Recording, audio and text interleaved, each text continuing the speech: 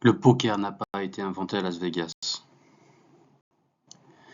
Il est né bien avant, sur les rives boueuses du Mississippi. Au début du XIXe siècle, à cette époque, les bateaux à vapeur transportaient bien plus que du coton. Ils transportaient des rêveurs, des tricheurs et des légendes. C'est là, entre whisky et fumée de cigare, qu'est né un jeu fait de ruses, de calculs et surtout de nerfs d'acier.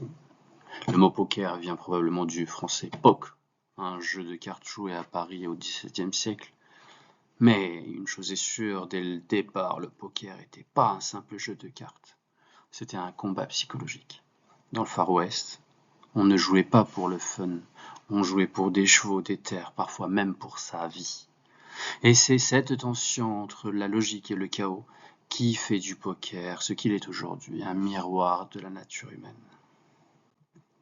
Aujourd'hui, le poker a évolué, il a quitté les saloons, les poussiéreux, pour entrer dans les casinos, les tournois télévisés et même dans nos ordinateurs.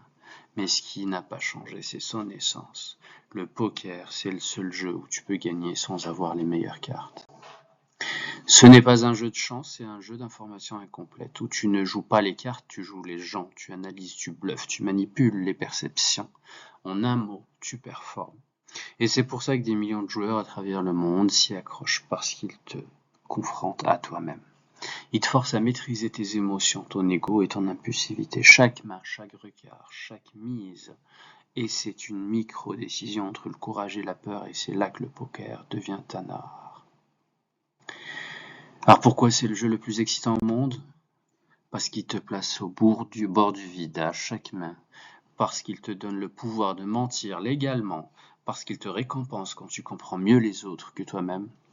Le poker, c'est l'équilibre parfait entre le hasard et la maîtrise. C'est un jeu où tout peut basculer sur une carte, une seconde, un regard. Et surtout, c'est le seul jeu où les amateurs peuvent battre les pros. Un jeu où tout le monde, riche ou pauvre, jeune ou vieux, peut s'asseoir à la même table et vivre la même montée d'adrénaline au fond. Au fond, le poker n'est pas un jeu de cartes, c'est une métaphore de la vie. Tu ne contrôles pas les cartes qu'on te distribue, mais tu contrôles la façon dont tu les joues.